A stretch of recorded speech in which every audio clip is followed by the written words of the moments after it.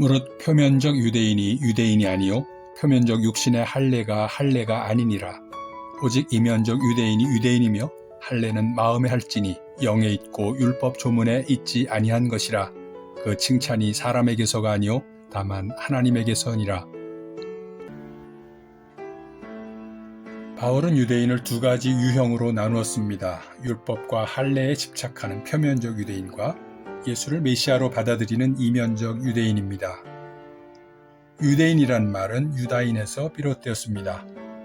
유다인이라는 말은 바벨론의 침략과 유다 왕국의 멸망을 예언한 예레미야서에 최초로 등장하는 말입니다.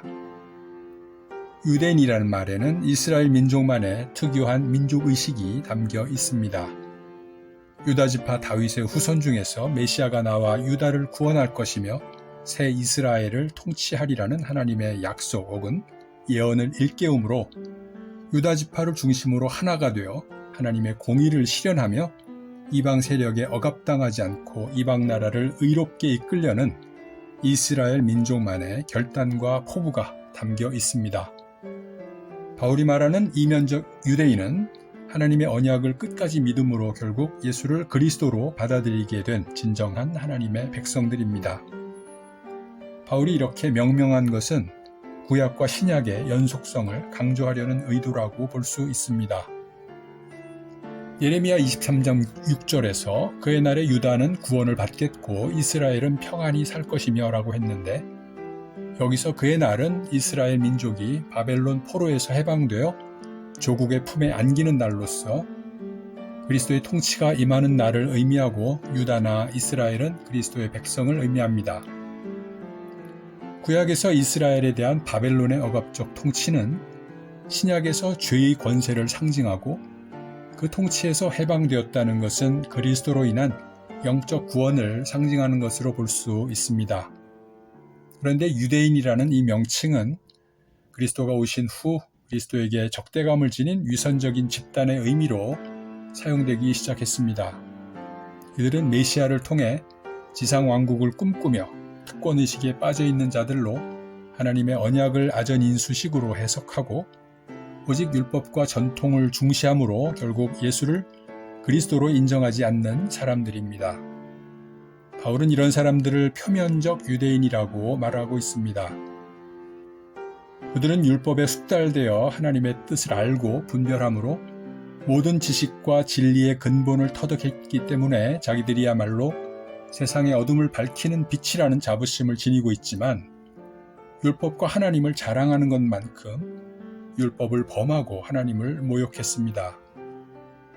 이들은 모세가 시내산에서 받은 것은 율법만이 아니었고 구전율법도 받았다고 주장하며 그 율법에 관한 모든 권한이 자기들에게 있다고 여기며 율법을 인위적으로 확장 변형시켰습니다.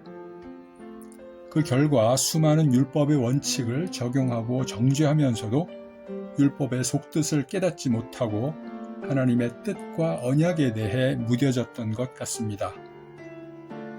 오늘날 하나님에 대해서는 잘 알지만 하나님을 모르는 사람들, 성경에 관한 책은 많이 읽지만 성경은 읽지 않는 사람들이 교만이나 위선에 관한 죄에 대해 무감각한 것도 이와 같은 맥락이라고 생각합니다.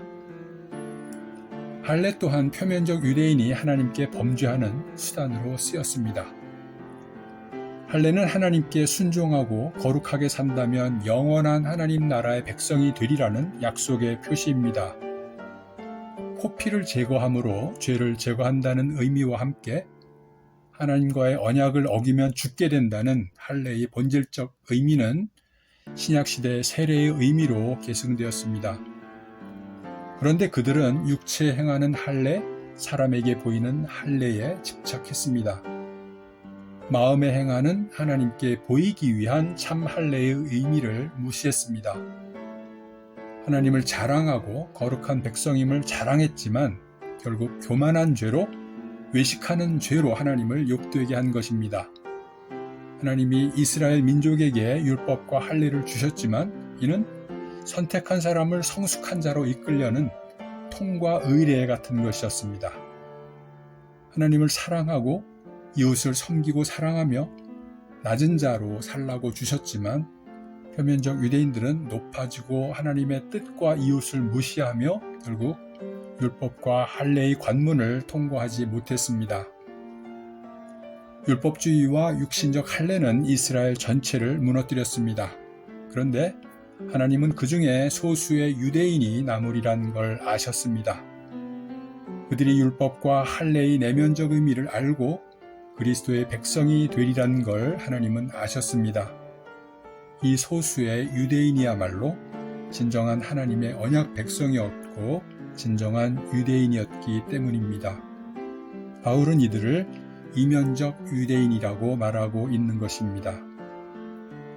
지금 외모로 사람을 판단하고 겉으로 드러나는 가치를 중시하며 자신이 이룬 지위와 권세에 대한 자랑과 보상 심리적 욕구를 중시하는 시대적 상황 속에서 하나님 나라 복음은 독이 될 수도 있고 더 큰 은혜가 될 수도 있습니다. 복음은 지금 우리에게 선택할 것을 요구하고 있습니다. 버려진 그리스도인이 될 것인가? 남은 그리스도인이 될 것인가?